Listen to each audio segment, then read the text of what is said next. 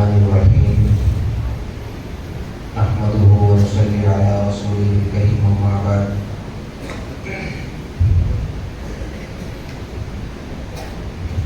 أعوذ بالله من الشيطان الرجيم بسم الله الرحمن الرحيم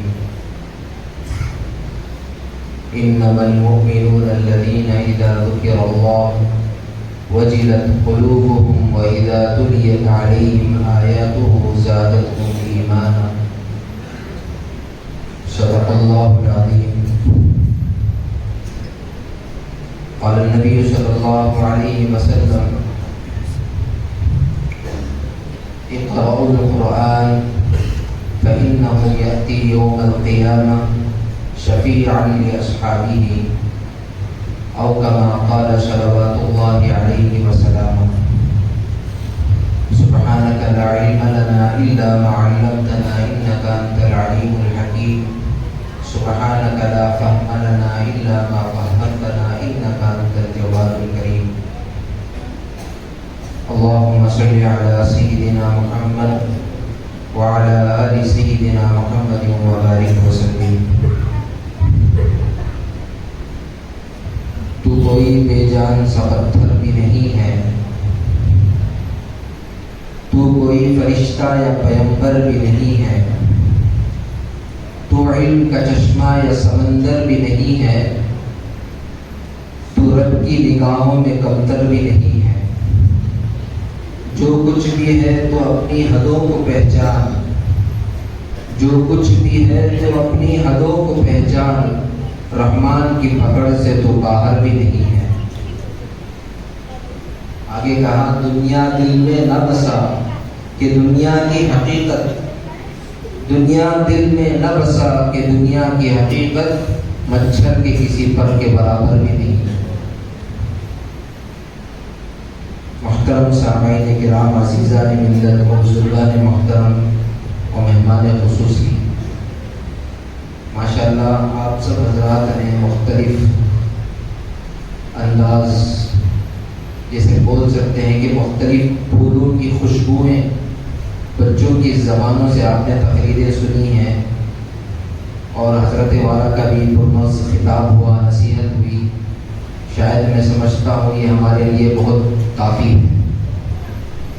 چونکہ حکم ہوا اس لیے بیٹھ گیا. تھوڑا قریب آ کر بیٹھ جائیں، دعا ہو جائے گی انشاءاللہ. آج کی یہ مجلس بڑی بابرکت بارونق مجلس ہے.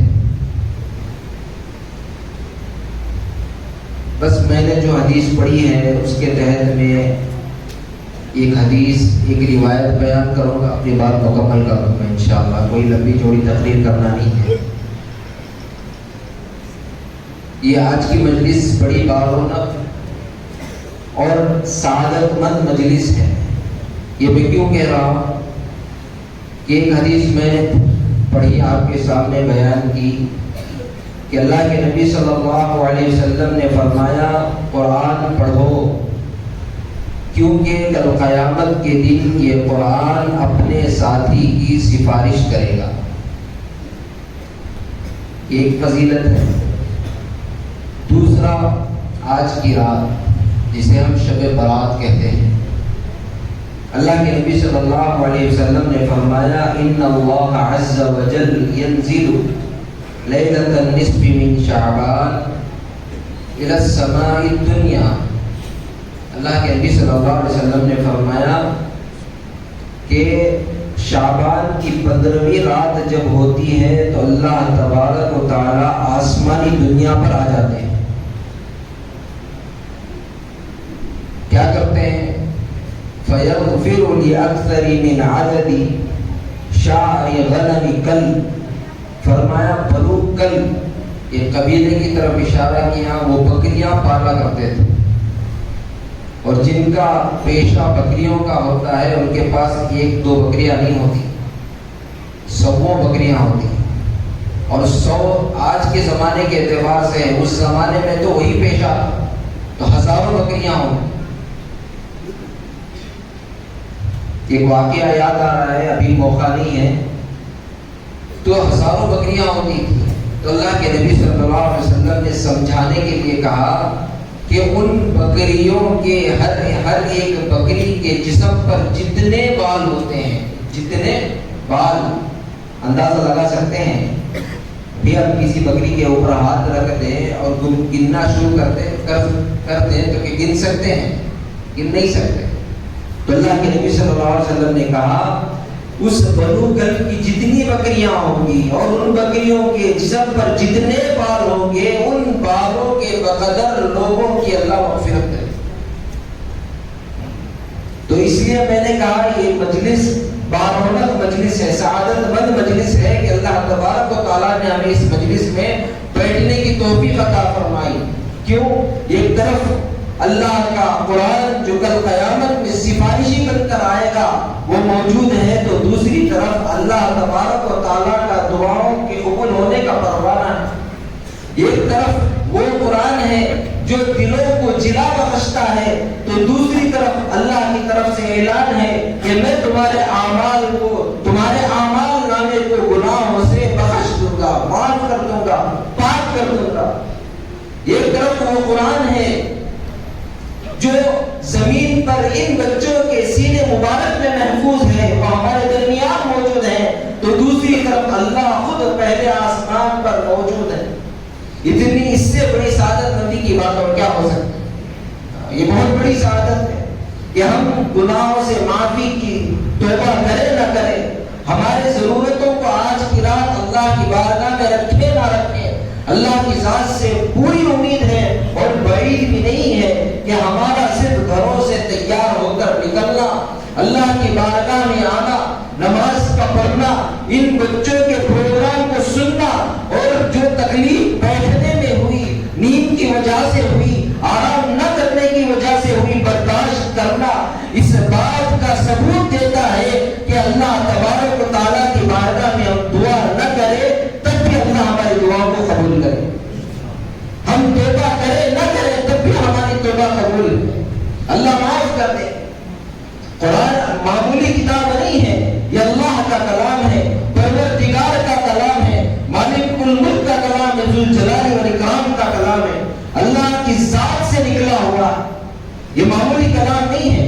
اس لیے حضرت عبادہ بن ثابت رضی اللہ تعالیٰ عنہ کی ایک روایت آتی ہے، باوجود ذوق کے علماء بیان کرنے کو درست کہتے ہیں، بس اس روایت کو میں آپ کے سامنے بیان کر کے اپنی بات مکمل کرتا ہوں. حضرت کہتے ہیں کہ جب کوئی شخص تم میں سے رات میں بیدار ہو، کب؟ رات میں تہجد کے وقت بیدار ہو اور بلند آواز سے اگر وہ تلاوت کرتا ہے تو حضرت نے کہا اس کی اس تلاوت کی وجہ سے اس گھر سے سرکش شیاطین بھاگ جاتے ہیں. اور آگے فرمایا جو جنات فاسق اور فاجر اس کے گھر میں بس رہے ہیں وہ نکل کے بھاگ جاتے ہیں. گھروں کو پاک کرتے نہیں کرتے، عاملوں کو بلا کر قرآن کی تلاوت کر کے. حضرت کیا کہتے ہیں؟ جو شخص تہجد کے وقت اٹھے قرآن کی تلاوت کرے گا تو اللہ تبارک و تعالیٰ اس قرآن کی برکت سے اس کے گھر سے سرکش شیاطین سے کیا مطلب؟ جو میاں بیوی میں جھگڑے ڈالتے ہیں، جو والدین کی نافرمانی پر آمدہ کرتے ہیں، جو گھروں میں برکت کے آنے کے لیے مانع کرتے ہیں، ایسے شیطانوں کو نکال دیا جاتا ہے. اور آگے فرمایا وہ فاسق فاجر جنات جو گھر میں بیٹھ کر تماشے کرتے ہیں ان کو بھی نکال دیا جاتا ہے. کیوں؟ گھر میں تلاوت ہو رہی. اور آگے فرمایا فرشتے جو گھر میں موجود ہیں اور وہ فرشتے جو آسمانوں پر ہیں وہ قطار اندر قطار باندھ کر اس گھر کے اندر جمع ہوتے ہیں اور اس قاری کی تلاوت کو غور سے سننے لگ جاتے ہیں. اب ذرا سوچئے جس گھر سے فرشتے بھاگ جائیں، جس گھر سے شیطان نکل کے چلے جائیں اور اس گھر میں فرشتے آ جائیں تو اس گھر میں برکت آئے گی یا نہیں آئے گی؟ وہ گھر منور ہوگا نہیں ہوگا؟ اس گھر کے حالات درست ہوں گے نہیں ہوں گے؟ اس گھر میں بیٹھ کر دعا کرنے والے کی دعاؤں پر آمین فرشتے کہیں گے نہیں کہیں گے؟ یہ بھی جب آدمی کھڑا ہو کر نماز میں سورہ فاتحہ پڑھتا ہے، کہا جس کی آمین فرشتوں کی آمین کے ساتھ مل جائے اس کی سارے گناہ معاف، اس کی ساری دعائیں قبول. سورہ فاتحہ کو سراسر دعا اہدنا الصراط المستقیم، اے اللہ مجھے سیدھے راستے پر گامزن کر دے، دعائیں مانگ رہا ہے۔ تو جس کی دعا پر فرشتے آمین کہے، کیا اس کی دعا کے لیے کوئی رکاوٹ ہو سکتی؟ نہیں ہو سکتی۔ تو آگے حضرت نے کہا یہ ماجرا چلتا رہتا ہے جب تک وہ تلاوت کرتا رہتا ہے، پھر آگے جب رات ختم ہوتی ہے تو وہ جانے والی رات آنے والی رات کو یہ نصیحت اور وصیت کر کے جاتی ہے، اے رات جس طرح تو نے اس قاری کو جگایا، اس تلاوت کرنے والے کو آج کی رات تو نے جگایا، کل کی رات بھی اسے جگانا۔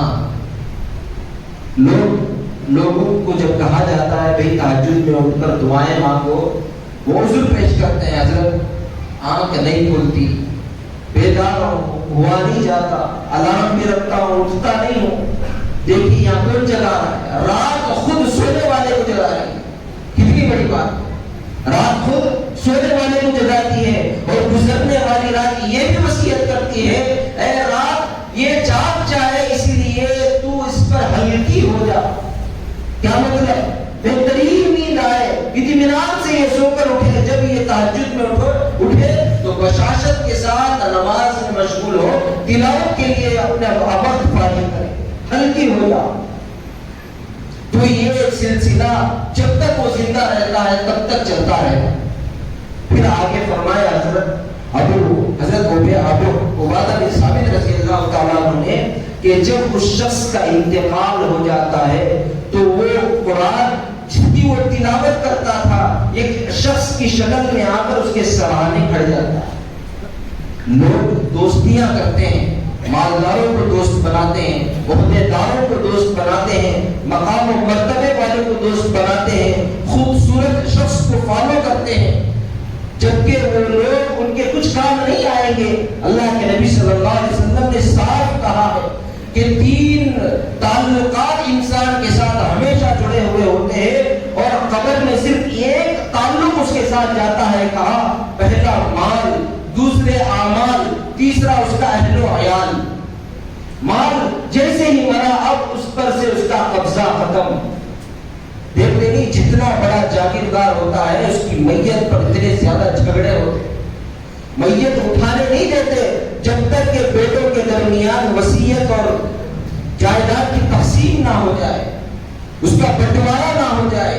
پہنی ہوئی انگوٹھیاں بھی نکال لی جاتی ہیں، پہنا ہوا واچ بھی نکال لیا جاتا ہے۔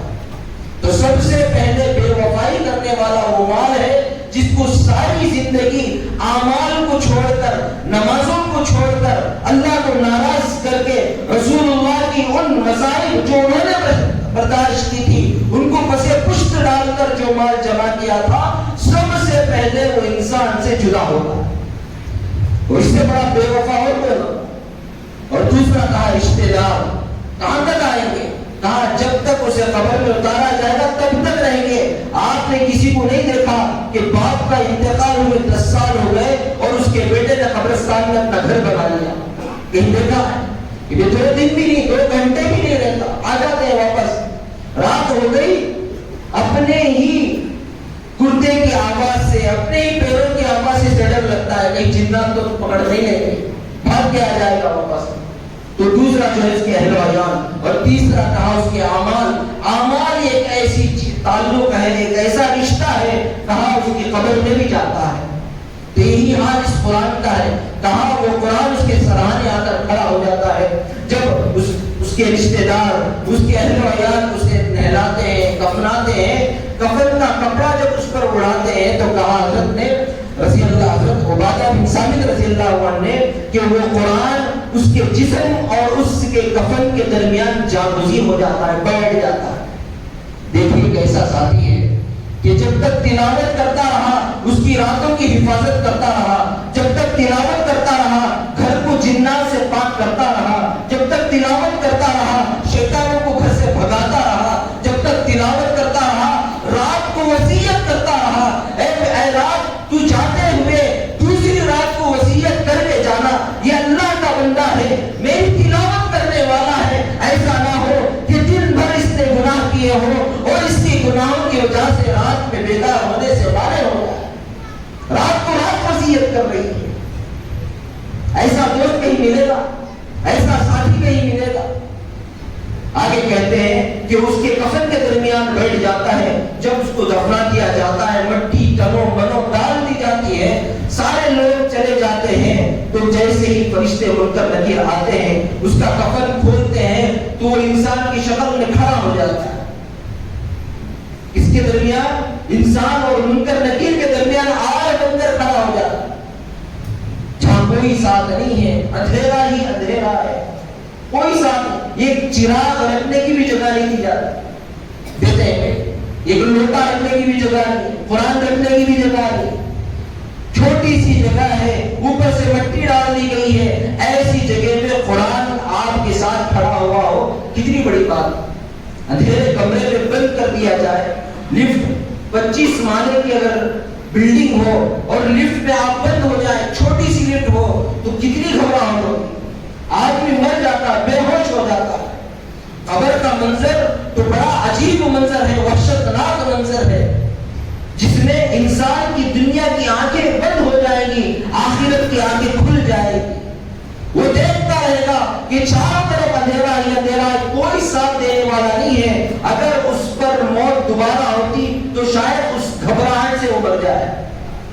ایسے وقت میں قرآن اس کے ساتھ کھڑا ہوا ہے، فرشتے جب سوال کرنے لگتے ہیں تو قرآن آڑے کھڑے ہو کر کہتا ہے جو اللہ نے تمہیں حکم دیا اسے پورا کرنا، لیکن میرے دوست کو مت ستانا، میرے دوست کو مت ستانا۔ اب وہ جب بندہ دیکھتا ہے یہ کون شخص ہے جو کھڑا ہوا ہے، میری سفارش کر رہا ہے، میرا ساتھی بنا ہوا ہے، پلٹ کر اس سے پوچھتا ہے کیا تم مجھے جانتے ہو میں کون ہوں؟ اب وہ پوچھتا ہے کہ میں جانتا تو نہیں ہوں آپ کون ہیں جو میرے دفاع میں کھڑے ہوئے ہیں، میرا ساتھ دے رہے ہیں؟ تو قرآن کہتا ہے میں تیرے سب دوستوں میں بہترین دوست ہوں، تیرے پورے بھائیوں میں تیرا پکا بھائی ہوں، جس کی تو تلاوت کرتا تھا میں وہ ہوں۔ آج میں تیرے ساتھ کھڑا ہوا ہوں اور وعدہ کرتا ہوں جب تک تیرا ہاتھ پکڑ کر جنت میں نہ داخل کر دوں میں تیرے سے جدا نہیں ہوں۔ اس سے بہتر دوست کسی کو چاہیے؟ کتنا بہتر ہو۔ یہ بچے انہی کی یہ مجلس ہے، یہ قرآن کی مجلس ہے، یہ مغفرت کی مجلس ہے، دعاؤں کے قبول ہونے کی مجلس ہے۔ جو افراد کے شاید ان کی ضروریات ہوں گے، لیکن کیا اللہ بلا نہیں رہا تھا کہ میرے بندے بیٹھ جا، جب دعا ہوگی تجھے ایسا گھر کو بھیجوں گا جیسے تو آج ہی پیدا ہوا ہو۔ اللہ بلا رہا، جسے چاہا اللہ نے بیٹھا دیا، جو جانا چاہتا تھا چلا گیا، یہ اس کے ہاتھ میں نہیں ہے۔ اللہ نے جسے چاہا بھیج دیا، اللہ ان کی بھی مغفرت فرمائے، ان کی ضرورتوں کو قبول فرمائے۔ میرے بھائیوں، یہ مجلسیں یہی نجات کا ذریعہ اور سبب ہے، آخرت میں یہی کام آنے والی ہے۔ اس کے علاوہ کوئی مجلس آپ کی کام نہیں آئے گی جس میں اللہ کی بڑائی بیان کی گئی ہو، رسول اللہ کے بارے میں بیان کیا گیا ہو، کچھ دین سیکھا گیا ہو، کچھ تلاوت ہوئی ہو، کچھ نعت پڑھا گیا ہو۔ ایسی مجلسیں میری اور آپ کی نجات کی ذریعہ بنے گا۔ کوئی کام نہیں آئے گا، کوئی کام نہیں آئے گا۔ پھر آگے حضرت نے فرمایا کہ وہ قرآن اسے الوداع کہہ کر آسمان پر چلا جاتا ہے اللہ کے پاس سفارش کرنے کے لیے جاتا ہے، جا کر اللہ کی بارگاہ میں کہتا ہے اے پروردگار میں تیرا کلام ہوں اور میں میرے ساتھی کی سفارش لے کر آیا ہوں۔ میں نے حدیث پڑھی فَقْرَؤُوا الْقُرْآنَ فَإِنَّهُ يَأْتِي يَوْمَ الْقِيَامَةِ شَفِيعًا لِأَصْحَابِهِ۔ قیامت کے دن سفارشی بن کر قرآن آئے گا۔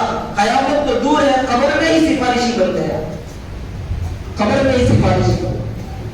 تو اللہ کی بارگاہ میں کھڑا ہو کر کہتا ہے اے میرے پروردگار تو جانتا ہے کہ میرا وہ ساتھی شاید گنہگار ہوگا، اس نے بہت گناہ کیے ہوں گے، کبیرہ گناہ بھی کیے ہوں گے، اس نے ستایا بھی ہوگا، میں جانتا ہوں اس کے عمل نامے میں گناہ ہے، لیکن تو یہ بھی دیکھ وہ تیرے کلام کی تلاوت بھی کیا کرتا تھا، وہ تیرے کلام میں احکامات جو موجود تھے اس پر عمل بھی کیا کرتا تھا۔ آج میں اس کا سفارشی بن کر آیا ہوں، آج اگر تو اسے معاف نہیں کرے گا، جو میں درخواست لے کر آیا ہوں اسے قبول نہیں کرے گا تو میں ناراض ہو جاؤں گا۔ اللہ سے گزارش کر رہا ہے، سفارش کر رہا ہے، تو اللہ اس کی سفارش رد نہیں کرتا کیونکہ وہ اللہ کا خود کلام ہے۔ اللہ کہتے ہیں میرے کلام مانگ تو کیا مانگتا ہے، مغفرت تو ہو گئی، اب وہ مانگا جا رہا ہے۔ کہتا ہے میں تجھ سے 4 چیزیں مانگتا ہوں، یہ کہ میرے دوست کے لیے بستر دے۔ آپ نے دیکھا ہے کبھی قبر میں بستر بچھایا گیا؟ بچھا کے گئی، کتنا بھی بڑا مالدار ہو بستر نہیں بچھایا جائے گا، مٹی پر ہی اسے سونا ہوگا، مٹی پر ہی سونا ہوگا۔ وہ کہتا ہے اللہ جنت کا بستر عطا کر، اور دوسری گزارش کرے گا اے اللہ اسے چادر جنت کا اوڑھنا دے، اور تیسری گزارش کرے گا اے اللہ قبر میں اندھیرا ہے، میرا دوست گھبرا جائے گا، اس لیے جنت کی لالٹیں عطا کر جو قیامت تک روشن رہے، نور ہی نور اس کے قبر میں رہے۔ پھر 34 گزارش کرتا ہے اے پروردگار قبر میں کوئی خوشبو نہیں ہے، خالی قبر ہے، میں گزارش کرتا ہوں جنت کے چمیلی کے پھول اس کے لیے عطا کر۔ تو اللہ اس کی گزارش کو قبول کرتا ہے، قبول ہی نہیں کرتا بلکہ اللہ تبارک و تعالیٰ یہ 1000 فرشتوں کو حکم دیتا ہے، میرا کلام جو اس کی سفارش لے کر درخواست لے کر آیا ہے، جاؤ یہ 4 چیزیں تم اپنے ہاتھوں سے اس کے ساتھی تک پہنچا دو۔ 1000 فرشتے وہ 4 چیزیں لے کر قرآن کے ساتھ آتے ہیں۔ جیسے ہی قرآن میں خبر میں وہ آتا ہے فوراً اپنے ساتھی سے پوچھتا ہے اے میرے دوست بتا تو صحیح، میں اتنا وقت نہیں تھا، اللہ کی بارگاہ میں تیرے لیے سفارش کر رہا تھا، درخواست پیش کر رہا تھا، تیرے لیے چیزیں مانگ رہا تھا، کہیں تجھے گھبراہٹ تو نہیں ہوئی، تجھے ڈر نہیں ہوا، کہیں سانپ اور بچھو نے تجھے ڈرایا تو نہیں، کہیں خبر کی مٹی تجھ پر پڑی تو نہیں؟ تسلی دیتا ہے آنے کے بعد۔ جیسے وہ کہتا ہے نہیں میں گھبرایا نہیں، تو فرشتوں کو حکم ہوتا ہے اس مردے کو اٹھایا جاتا ہے، اس دوست کو اٹھایا جاتا ہے، جنت کا بستر بچھایا جاتا ہے، بچھانے کے بعد اسے داہنی کروٹ لیٹا کر اس کے پیروں پر جنت کی چادر ڈال دی جاتی ہے، اور وہ جنت کا نورانی چراغ لالٹین جو ہوتا ہے وہ لگا دیا جاتا ہے، اور ان پھولوں کو اس کے سینے پر رکھ کر وہ 1000 فرشتے الوداع کہتے ہوئے چلے جاتے ہیں۔ حضرت نے کہا کہ ان فرشتوں کو جاتے ہوئے وہ مردہ اپنی آنکھوں سے دیکھتا، جیسے ہی وہ آسمان پر چلے جاتے ہیں ابھی اس کا کام ختم نہیں ہوتا، دیکھیے یہ قرآن دوست بن رہا ہے، سفارشی بن رہا ہے۔ میں یہ حدیث آپ کو سنا رہا ہوں، دل میں اگر نیت ہو، اگر کسی کو قرآن پڑھنا نہیں آتا اندر اندر اللہ سے دعا کرے اے اللہ مرنے سے پہلے ہمیں قرآن کا تلاوت کرنے والا بنا دے، قرآن کا تلاوت کرنے کی نیت کرنے والا بنا دے۔ اے پروردگار ہم بوڑھے ہیں، ہم جوان ہو چکے ہیں، ہمارے ذہن کمزور ہیں، ہماری زبانیں موٹی ہو چکی ہیں، لیکن تیری قدرت ان سب چیزوں کو نہیں دیکھتی، تو چاہے تو کسی کو کچھ بھی عطا کر سکتا ہے۔ پروردگار میں تجھ سے کچھ نہیں مانگتا، بس اس مجلس کے ختم پر اس کی برکت سے تیرا کلام پڑھنے والا مجھے بھی بنا، اس دعا کو ضرور کرے۔ پھر جب فرشتے چلے جاتے ہیں تو قرآن کھڑے ہوتا ہے، کھڑے ہو کر اس کے سرانے کی طرف اشارہ کرتا ہے۔ آپ جانتے ہیں 2 گز زمین ہے، چھوٹی سی جگہ ہے، چھوٹا سا ٹکڑا ہے، زمین کا حصہ ہے، کوئی جگہ نہیں ہوتی۔ جیسے اس کی سرانے کی طرف وہ دکھاتا ہے تو وہ مردہ اس کا ساتھی جب دیکھتا ہے تو اس کی قبر اتنی چوڑی ہو جاتی ہے، اتنی پھیل جاتی ہے، اتنی وسیع ہو جاتی ہے، حضرت کہتے ہیں اگر اس کے سر سے اس کنارے تک جہاں تک وہ قبر پھیلی ہے کوئی شخص چلنا چاہے تو 500 سال لگے۔ چھوٹی سی قبر، تنگی ہے، میں نے کہا چھوٹی سی جگہ میں آدمی بند ہو جائے، کرنٹ چلا جائے، سانس اس کی گھٹ جاتی ہے، ایسی جگہ میں قرآن یہ کام کرتا ہے کہ اس کی قبر کو اتنا وسیع کر دیتا ہے، اتنا وسیع کر دیتا ہے، اگر کوئی چلنا چاہے تو چلنے والے کے لیے 500 سال کی زندگی لگے۔ پھر اس کے بعد قرآن ان چمیلی کے پھولوں کو اٹھا کر اس کی ناک کے پاس رکھ دیتا ہے، اس کی ناک کے پاس رکھ دیتا ہے کہ قیامت تک تو اس کی خوشبو سے محظوظ ہوتا ہے۔ اتنا ہی کام ختم نہیں ہوتا، آگے کی بات اصل ہے جو میں آپ کو بتانا چاہتا ہوں۔ جب یہ کام ہو جاتا ہے اب وہ قرآن جاتا نہیں، اس کے پاس ہی رہتا ہے، اب وہ اپنے اوپر لازم اور فرض کر لیتا ہے، واجب کر لیتا ہے کہ روزانہ وہ قرآن اس کے گھر جا کر اس کے گھر کے حالات دن میں 2 دفعہ اس کو سناتا رہتا۔ تیری بیوی کیا کر رہی ہے، تیرے بچے کیا کر رہے ہیں، تیرے نواسے بات کر رہا ہے گھر کی قبر میں. یہاں تک کہا جاتا ہے اگر اس کے گھر میں کوئی قرآن پڑھنے والا ہوتا ہے تو اس خوشخبری کو بڑے شوق کے ساتھ آ کر اپنے دوست کو سناتا ہے. اتنا ہی نہیں, آگے حضرت نے کہا اگر خدا نہ خواستہ اس میت کے, اس ساتھی کے, اس شخص کے گھرانے میں کوئی برائی کرنے والا ہو جائے, اللہ کا نافرمان بن جائے, تو وہ قرآن اس چیز کو اسے آ کر نہیں سناتا. وہ کہتا ہے, وہ دل میں کہتا ہے اگر میں جا کر میرے ساتھی کو سناؤں گا تو اسے تکلیف ہوگی. ان برائیوں کو نہیں سناتا. پھر کرتا کیا ہے؟ صحابہ نے پوچھا تو حضرت نے کہا وہ قرآن اس کی دہلیز پر بیٹھ کر روزانہ ان کے لیے مغفرت کی دعائیں کرتا.